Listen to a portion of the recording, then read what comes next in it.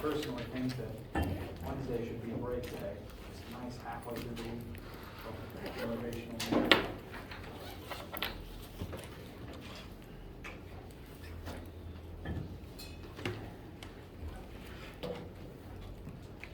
Let's see.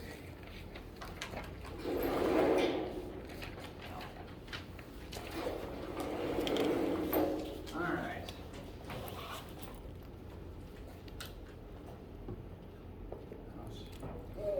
Today is Wednesday, March 30th. March is almost over, and I can't really believe that, frankly. My main plan for today is, I mentioned on Monday, to bring homework questions that you have to class. I'm planning on taking a quick look at homework question number 8 and number 10 with you guys, because those have a few logical assumptions that I want to talk about with you guys so you don't have to make them completely on your own. That's my main plan for today. Friday, I'll continue looking at the homework questions that you guys have. We'll probably start talking about Chapter 7 as well, or at the very least how it connects to pressure, heat and thermodynamics and pressure are related. And my laptop's dying.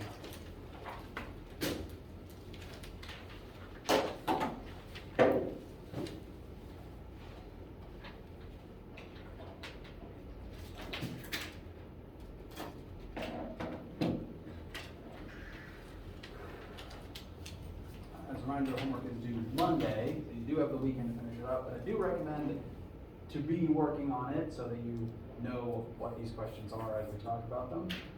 Before we get into any homework-related inquiries that you guys have, do you have any other random or class-related questions before we get started?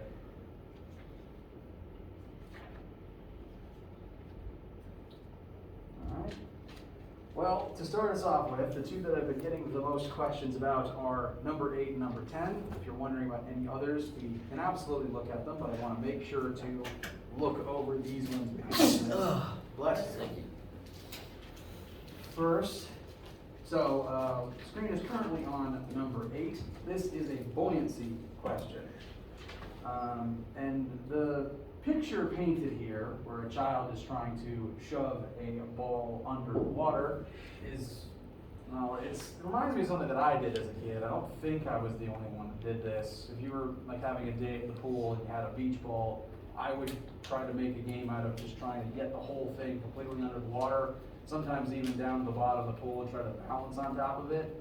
It seems like I was not the only person that tried that. Glad to hear that. This kid is trying to do something similar, and it takes a non-insignificant amount of force to pull that off, because if something is already floating on the water's surface, just the small part of it that's under the water is already creating enough buoyant force to keep it on top of the water. To force it under the water, now that it's deeper and there's more pressure, there's going to be even more force pushing up on it. So this is a non-insignificant feat. The sample numbers here tell us that this kid has to exert a force of about 554 newtons. I almost said that backwards, which is half of what I weigh. So this is a strong kid. Anyway, whatever your sample numbers are, you will know the force needed to hold the ball under the water. You will also be told the density of water in grams per centimeter cubed, and the density of styrofoam in grams per centimeter cubed. Notice the styrofoam is much less dense, hence why it floats so easily, actually. And you'll be reminded of the acceleration due to gravity. The thing we're being asked for here is admittedly kind of an interesting question. We're being asked the diameter of the sphere, which is relevant. It's relevant information, and we can figure it out, but it is admittedly not one of our normal formulas. Like, the diameter itself is not any of our normal formulas. So there's a couple of other things we're going to have to tie into it, a couple of logical leaps that I want to step through with you guys. Now, the size of the object is relevant. The bigger it is, the more water it pushes out of the way, the more buoyant force it generates. So its size does affect that amount. Some relevant formulas that I've put on the board for you to peruse are the buoyant force formula. This is the biggest, probably the most prevalent. I just shouldn't talk today.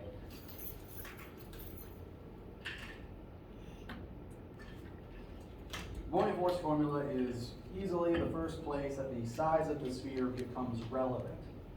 Buoyant force acting on the sphere will be equal to the density of the water, important distinction, that's the water's density, not the foam's density, times its volume times 9.8.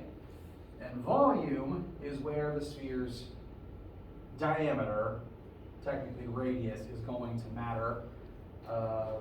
The volume of a sphere is 4/3 times pi times its radius cubed. Admittedly, radius and diameter aren't quite the same thing, but radius is half of diameter, so the diameter does end up determining the volume. So this formula will be useful and relevant. Question? For the PW, that's pressure of water. And that's density. Density of pump. Okay, and that's measured in grams per centimeters cubed. Is that what that Yes, is? yes it is. Okay. And I'm glad you mentioned that actually, because I don't like that it used grams per centimeters cubed, because the rest of our formulas dictate that we need things in kilograms per meter cubed, since we're in metric and since we need kilograms per meter cubed for newtons to work out right. So this here, I'm not going to require you to do manually the conversion between centimeters cubed and meters cubed. I'm just telling you flat out, this is the conversion between grams per centimeter cubed and kilograms per meter cubed. It's simply multiplying by 1,000. Density of water is 1 gram per centimeter cubed. That tells us that the density of water is 1,000 kilograms per meter cubed. Big number, but you can cram a lot of water into 1 cubic meter, and water's heavy, so it makes sense. I'm actually just gonna go ahead and write that down. That would make the density of styrofoam very small. 95 kilograms per meter cubed. You could probably lift, actually you can lift a meter cubed of styrofoam. You could not lift on your own a meter cubed of water. That's a very big difference. So F would be supposed to be the force. Say it again. The force of, what was it? Force of gravity? This is the only force number you're given is the force the kid is exerting downwards. And this number needs to be used in a specific way. I'm going to elaborate on that now. Just pointing out that these relevant formulas here, buoyant force, density, sphere volume, and gravity will be important in a second. I want to point out all of the forces that are acting on this sphere right now, because there's actually more than just two. The kid is pushing down, buoyant force is pushing up. Those two are very plainly there, but this takes place on planet Earth. And on Earth, you can't escape gravity. So there's actually 3 forces acting on this sphere, not just 2. Gravity is going to point down, buoyant force is going to point up, and the force the kid exerts, your number will be slightly different, I assume, but whatever that number is, it's present and it points downwards. And these 3 things have to add up to 0. It's not a simple matter of setting 2 forces adding up to 0, therefore they must be equal and opposite. It's 3 different forces that happen to add up to 0. And they have to add up to 0 because the ball won't just stay still in the water if there's a force imbalance. If there's a net force upwards, the ball will rise. If there's a net force downwards, the ball will sink. So these 3 things add up to 0. Slightly different to a situation where 2 things add up to 0. This is slightly different to a ball just floating on its own. So we got gonna ask, why is the force of gravity negative? Well, I'm specifying that it's negative here because admittedly, normally we tend to regard G equals 9.81 as a negative number. But the buoyant force formula doesn't actually do that. Buoyant force always points up, even though you have to plug 9.81 into it to make it work. So sometimes I'll put an absolute value around the G in the buoyant force formula, but when I was writing this to emphasize that gravity has to point down, I just put the negative on the front. So you cancel. It would not cancel. I suppose the way I wrote this, you plug in just 9.81, and this is the negative, it means gravity points down.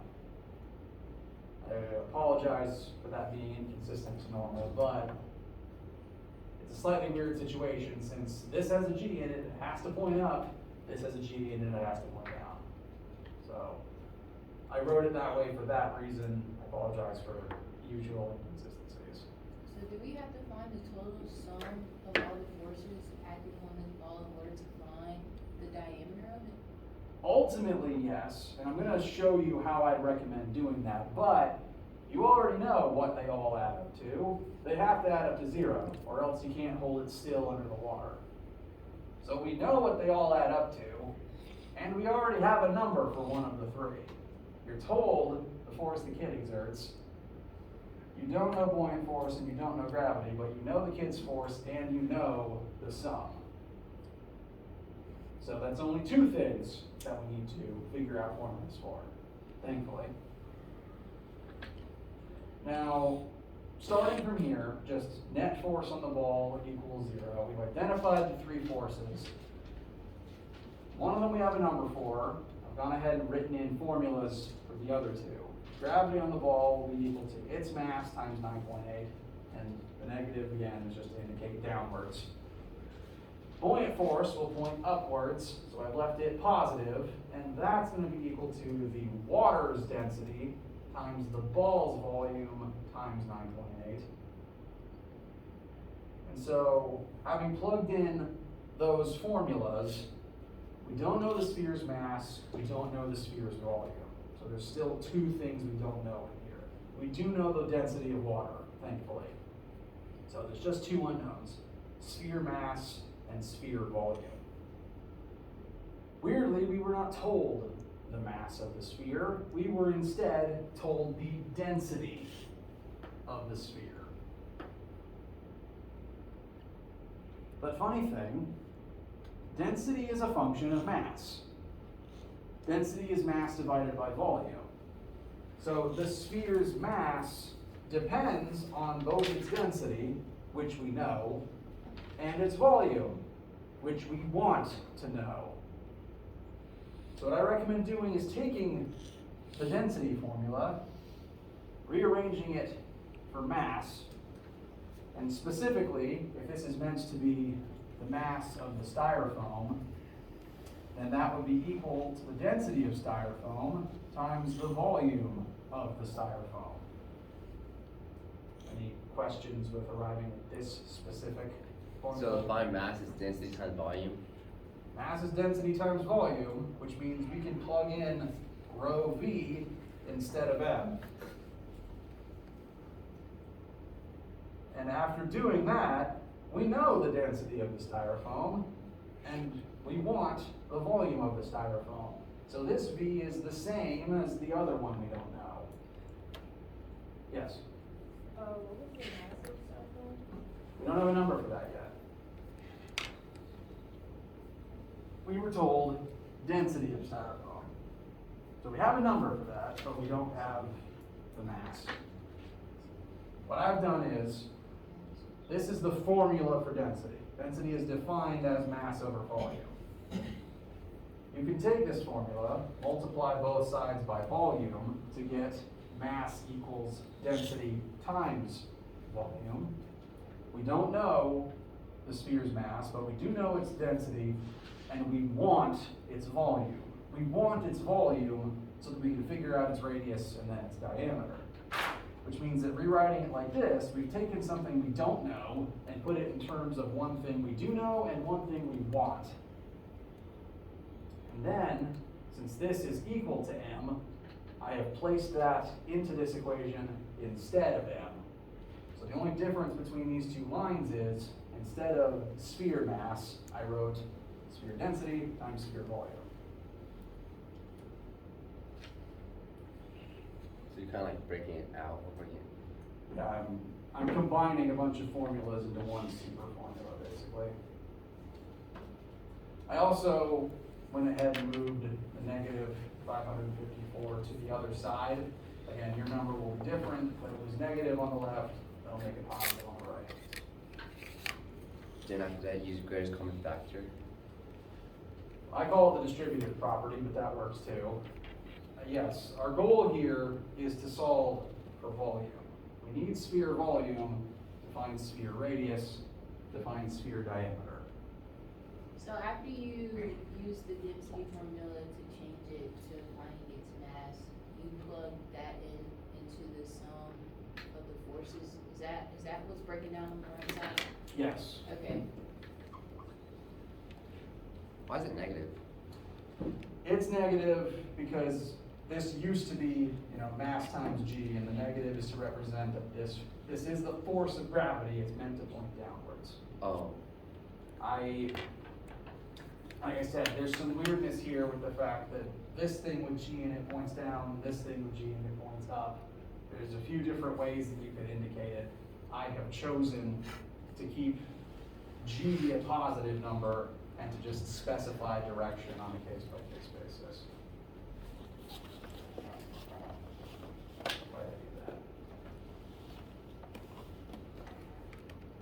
There's a lot of leaps getting to this point. How does this feel so far? Can you explain one more time where you got the negative mg from? I do get the force of buoyancy now, since you said we're distributing this stuff to all break it down into one thing, but where did you get the negative mg from? So this is my attempt to specify that the force of gravity is equal to mass times 9.8, but that it specifically needs to point down. Okay. Negative simply means down in this case. And since g is kind of inconsistent about whether it needs to be positive or negative these days, I'm starting to specify on a case-by-case basis. If this thing points down, I just make it negative on the front. Yes? So when we finally figure out the number in the last equation, we use negative 9.81 or positive? My assumption throughout all of this has been positive 9.81. So the fact that gravity points down is handled by this negative sign. This negative sign, in my work from here to here, this negative sign wound up here. I don't know why I do this. Sometimes if it's a negative number plus a positive number, I tend to swap them so that it's just one subtraction sign. That feels like it takes less pen strokes to me, but that's entirely just a quirk on my part. So this negative here, I use the distributive property to condense these two terms down into volume times 9.8 times the difference between the density of water and the density of styrofoam. If you distribute Vg out from both of these terms, it's just negative density styrofoam plus positive density water.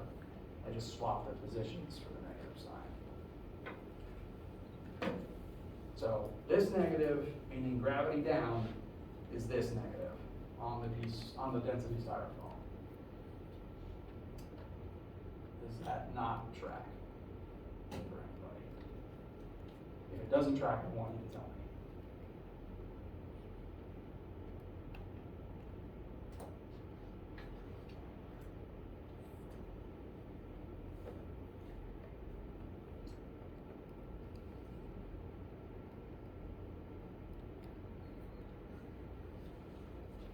Okay. After getting to this point, Again, V is the thing we're trying to solve for here. If you wanted to, you could plug this formula in to try to solve for R in one fell swoop, but I'm content solving for V, separately solving for R, and then doubling that to find the diameter. I almost said density, sorry.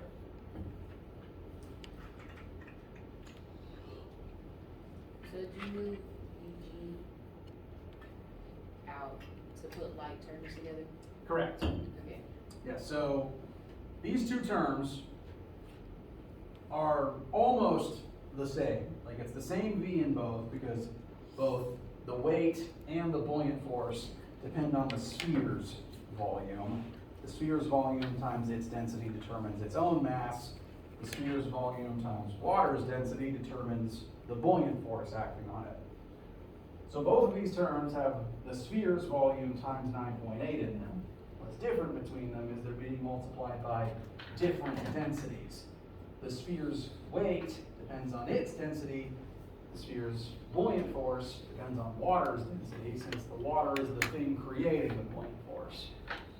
Oh, again, never mind. I was gonna ask something, but we still don't know density, but never mind. You are given both densities Yeah. conveniently. And again, I do recommend using 1,000 for water density and 95 for styrofoam density. It puts them in the units they need to make the units work right.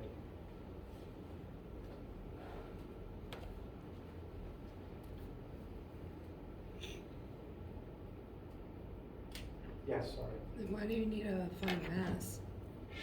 Say again? Why do we need to find mass? Or is that? Officially, we don't need the sphere's mass, but we do need to figure out some way of approximating it since its mass determines its weight.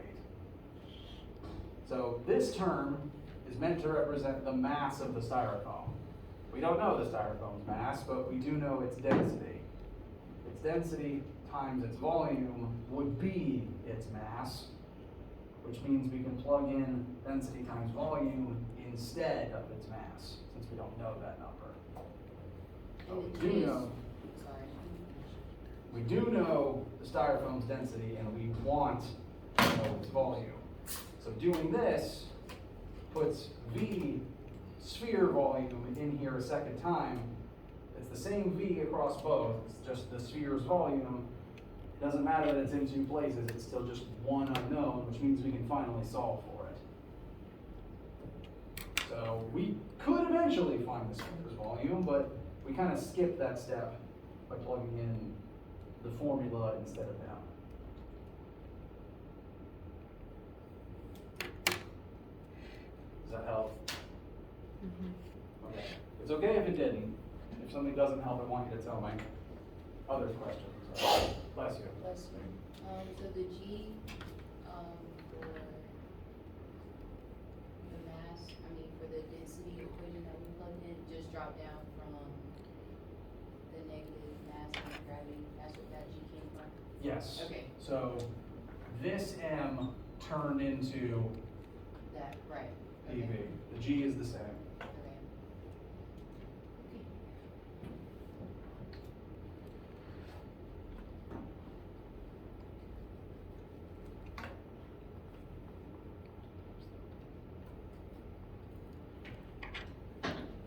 Yes. Why did you calculate the gravity? Why did you have to for the last part? It's Down here. Well, this last line is an attempt to combine the two terms on the left and the previous line. Because we want to solve for volume. It's the same volume in each. We just need to condense them into a single term to get the one answer for it. So what I did here was just the distributive property. They both have a VG in them. Distribute the VG out, and that leaves just the PW plus the V styrofoam. Does that help? you can't just distribute the without the You could distribute the V without the G, in which case the G would, each of these terms would still have a G on it. which would be fine. Yeah, I distributed both at once. So I'm on the V sphere times 4/3. When I'm trying to simplify, do I just divide R cube or just R? Okay, R is what you want to Yeah, yeah. eventually find. So you need to get R by itself. It means you need to divide both sides by pi and multiply both sides by 3/4. That would leave you with, I'll go ahead and write what that would become. 3/4 times V over pi equals R cubed. So we've sent these two terms over to the other side, but we had to do so through division, so they're upside down. R is what we want, so to get R on its own, you'd need to cube root both sides. Now your calculator should have a cube root function, but it's probably squirreled away inside of a menu. I can help you find that button. Alternatively, the internet has some calculators you can use as well. And ultimately, radius should be the cube root of 3V over 4 pi. And that V is the V you find here. So the V that we find from the last formula, we're plugging that in equal, that's what V sphere is? Yes, Okay. yes it is. And no, this is cube root. This is not square root times 3, this is the cube root. Right. And that's the answer that we should get, you already plugged it in, 0.492 on the board. No, we have different weight. Well, that should be the answer using that value for the force. I think the force should be the only number that's different for everybody, since water mass density and styrofoam density are constants. But depending on whether or not your force is bigger or smaller, this number will change. One more note, if you solve for R here, great, but diameter by definition is R times 2. So that's one last final step.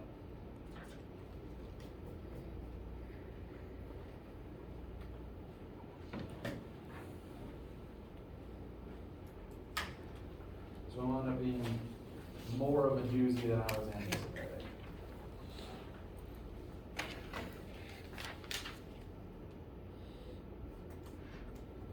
Or at least feel better.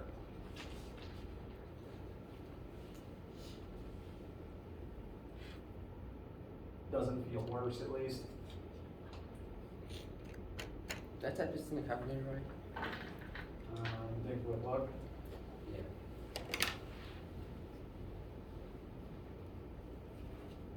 That should do it. Yeah, and then twice that would be about the same number as that. So yeah, that looks good. It's a, oh dear. All right, I can check individual final score answers later on. I want to make sure to talk about number 10 too as well while we're in class, because it's also kind of a doozy, I'll admit.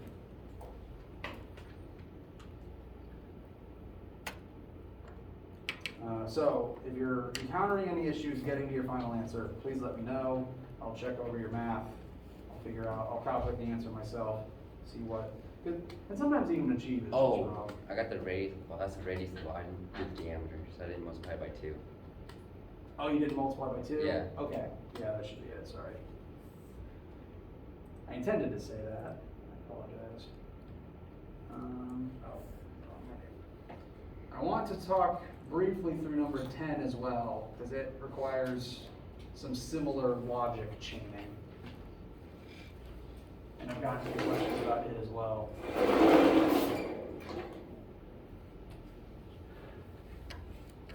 So 8 was a buoyancy question, for the most part. 10 is a Bernoulli's equation question. That's the long formula that we just talked about on Monday. It helps us compare pressure between two different locations. In this question, we're comparing the pressure between two different parts of this bent pipe. the first location is gonna be up here, where the pipe has a certain diameter and the water is flowing through it at a certain rate. We're comparing that to this spot down here. We are lower than we were before, and the pipe is now wider, which means that the liquid is going to be flowing at a different velocity. So this is actually a combination of two different principles. One is Bernoulli's equation. We are comparing the values that affect fluid pressure in these two different zones, and that is the purpose of Bernoulli's equation. So we're comparing the pressure, velocity, and height of the first location to the pressure, velocity, and height of the second location. But we also need to keep in mind that the velocity is changing between the two locations based on the size of the pipes.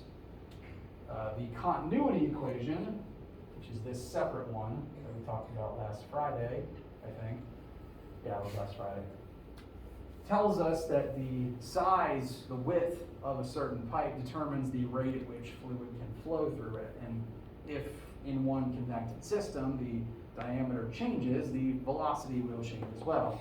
Generally, the narrower the pipes, the faster the liquid flows, and the wider the pipes, the slower the liquid flows. So in this specific case, we're told the information we're given is density of your fluid, which will be a constant all the way throughout, the original flow rate at this original position, the diameter of the pipes at that original position, the diameter of the pipes down here, and the difference in height between these two positions.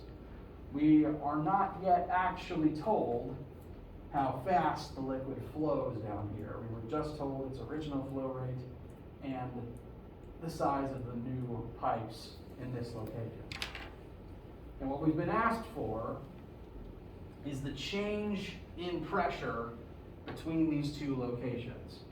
I'm realizing that in swapping questions, my numbers have changed from the first time I worked it, so I might have to tweak a few things.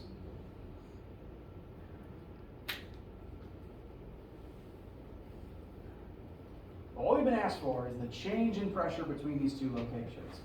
And it makes sense that the pressure would change from these two places, namely because the fluid will be flowing at a different speed, and the fluid is in a lower point than it normally would be.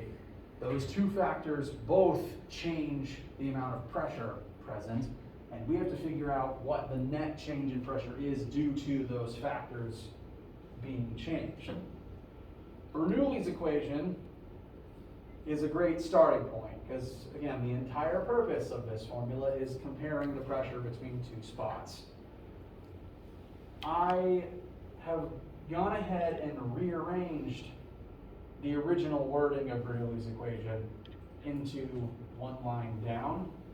The reason being, we've been asked for the change in pressure from point 1 to point 2. The formula itself doesn't technically have delta P in it. It just has original pressure on one side and new pressure on the other side. But delta anything is always final minus initial. So we can approximate delta P by simply bringing P2 over to the left side and subtracting it from the original. I suppose the way I did this, we would be guaranteed a negative answer, but that's okay. We can just remove that later. So P1 minus P2, or alternatively, if you did it to the other side, P2 minus P1, that is delta P. So this is what we're solving for. This is the ultimate goal. P1 minus P2, which I change the delta P on my next line down. Now to get those two things by themselves on the left, I had to take the other two terms on the left and subtract them over to the other side. The velocity term is just going to end up on the other side as a negative number. There's two different velocities here, and so we'll just calculate those two things separately. And We're also sending the height term from the left to the right. Since those two terms are the same, fluid density times G times height 1, or just fluid density times G times height 2, I combined them into a single term, namely because we weren't given, height here or height here. We were just told delta y, which is just the difference between those two heights. Again, one minus the other.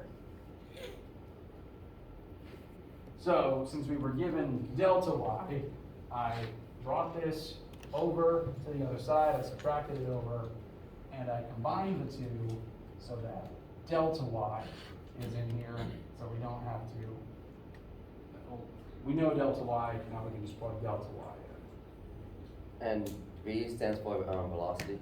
Yes. Now there's two velocities here. V1 is the original velocity that you were already told. This sample set says 9.11 meters squared up here. We weren't told V2 yet, which means that we don't yet know. We want delta P, we don't have it yet. We also don't know V2. So this alone can't tell us what we want yet. So delta P is pressure, and then the P that we're plugging in is density? Yes, I'm trying to differentiate it in the size of the letter. Big P is pressure, little rho is density. Okay.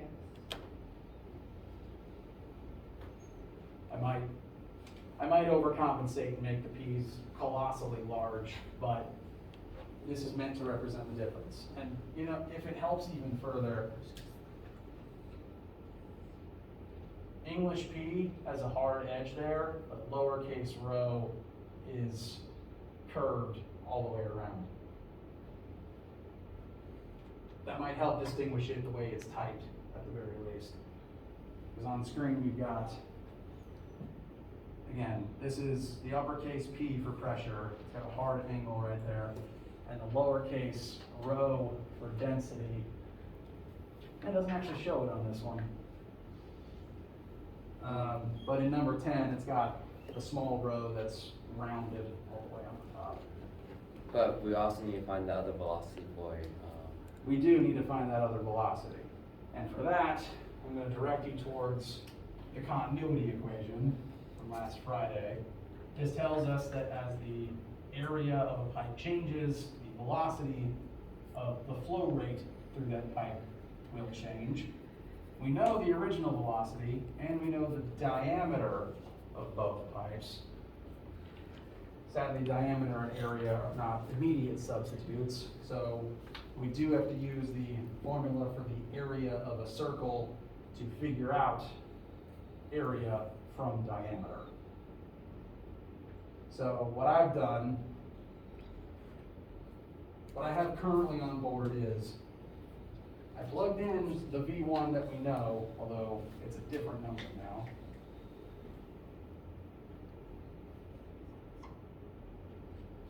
So that's V1. Instead of area, I've plugged in the formula for the area of a circle. So pi times radius squared. Radius is half of diameter. So I took the two diameters given, which again are different numbers now. We've got 10.1 centimeters and 15.9 centimeters.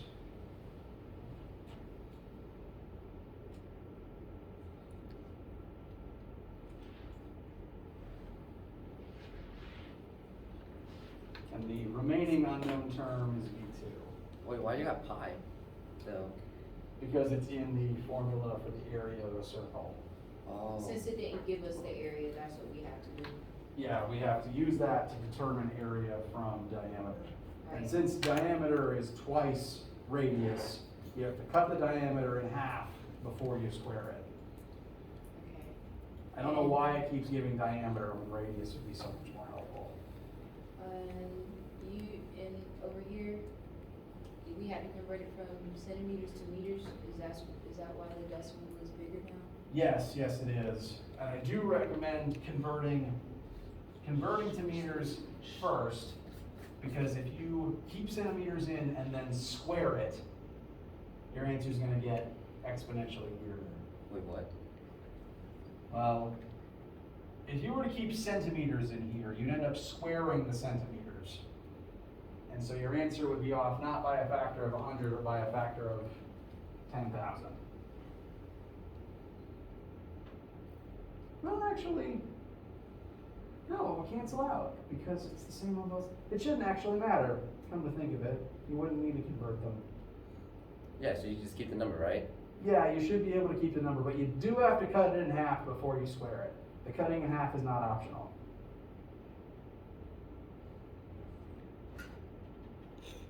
Does any of what I just said make any sense? So, for area, for mine, it would be like, the diameter would just be the same, so it would be 16.5 times the velocity of my equals to the diameter of the second one times x. Well, whatever your diameter is, you do need to divide it by 2, because radius is half of diameter, and the formula calls for radius. So you take those diameters, divide them by 2, and then you square them. The dividing by 2 and the squaring are not optional. That's just what the formula for area is. That said, you're right. The converting them to meters wouldn't actually matter because it'd be the same unit on both sides. And the pi is also just divide out since there's a pi on both sides. But the diameter being cut in half to become radius and then squaring it, that doesn't cancel out. So the V1 that you have plugged in over there is 9.11 Yes. meters per second? Okay. So that's the original velocity up here in the narrow pipes, and V2 is the reduced velocity down here at the increased area. Yes. So in that radius, in that equation for radius is, we could just put, like if it was 10.1, we would just put pi times 10.1 squared.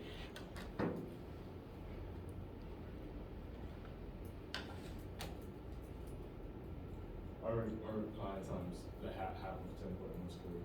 Yes, pi times half of 10.1 squared, and you need to do the halving before you do the squaring. Order of operations matters. Actually, no, the half is on both sides too.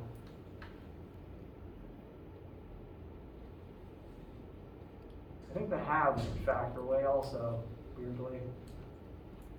But the squaring does not, because when you square a number, the rate at which it increases dependent on the base number.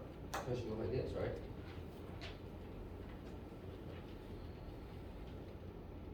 Yeah, that should work. To make sure that your answer looks correct, like to give you an idea of whether or not what you did worked or not, I'm going to recalculate my answer since my numbers changed.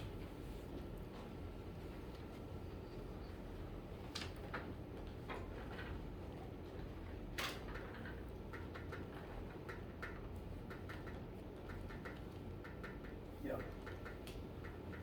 So my new reduced flow rate is 3.68 meters per second.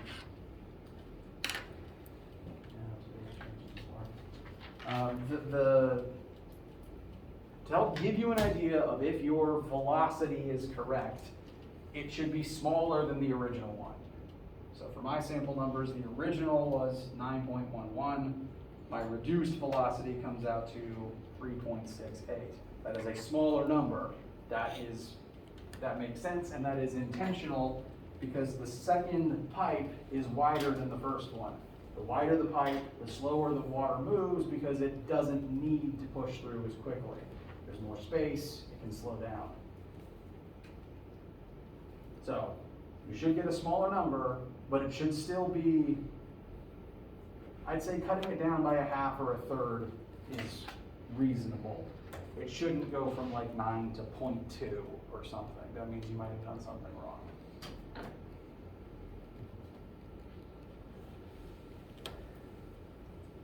Once you have that V2, you can then use it in our modified Bernoulli's equation.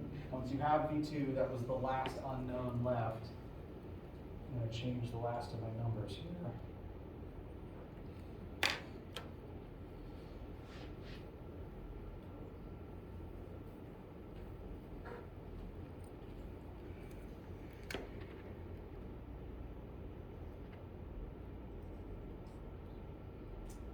So is the whole thing squared, or is it just V2 that's squared? Here, Yeah. so in the original formula, the term says density times velocity squared over 2. It's only the velocity. So just in velocity squared. is V squared. Yeah, so I did combine them a little bit down here using the distributive property since they both have fluid density and are both divided by 2. So it's V2 squared minus V1 squared. And you need to square them before you do that addition subtraction.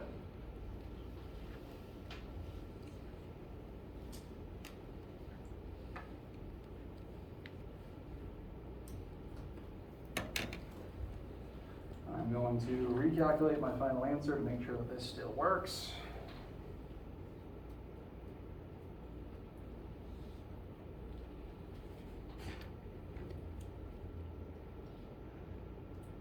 Why is the height different? Why is the height different? Yeah, for the Y's.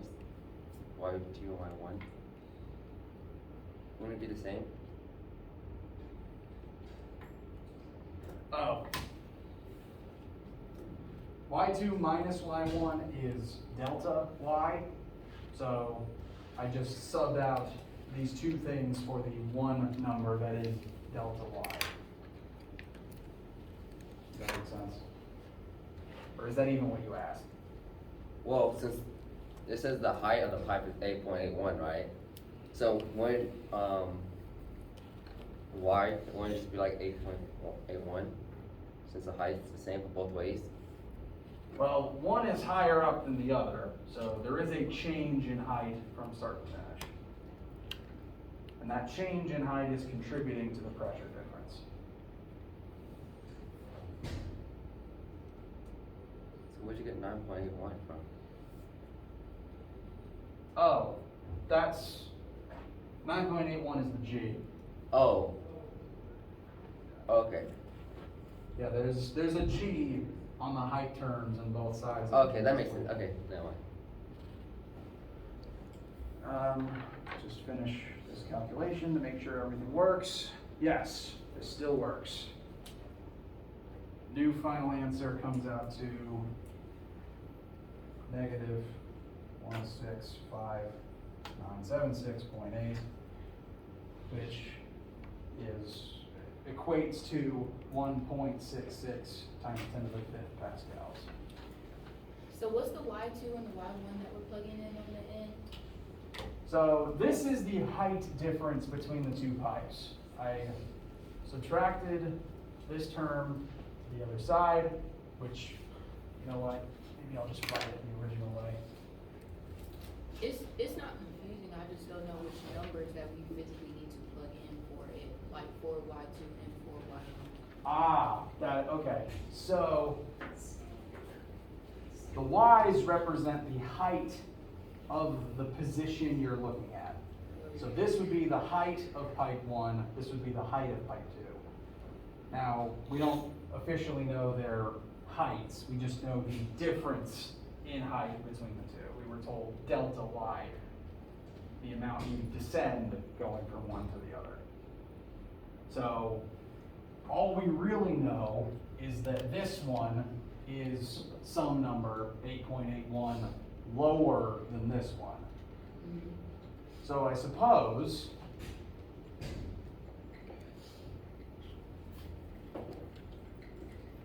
we could consider the top to be height of 0 and the bottom to be at a height of negative 8.81. The fact that it's lower is important, because being lower down increases pressure. So by plugging in a negative, so what I've done now is I've reverted it back into the two separate ones. Y2, the second position is this far beneath the original position. So are we multiplying them or are we subtracting them? This is multiplication. Okay, It's just positive number times a positive number times a negative number. and the 9.81 is the, That's the G. And I suppose this is another case where we're treating it as a positive because the original direction doesn't matter. okay. Yeah, as we strayed away from the beginning of the class, G's becoming more of a positive number that we manually make negative as needed. I apologize for that inconsistency.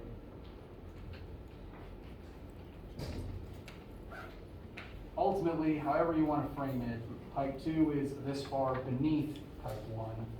And we can assume if we plug this number for beneath in as y2, that y1, the base position, would be at a height of 0, which would just make that whole term go away.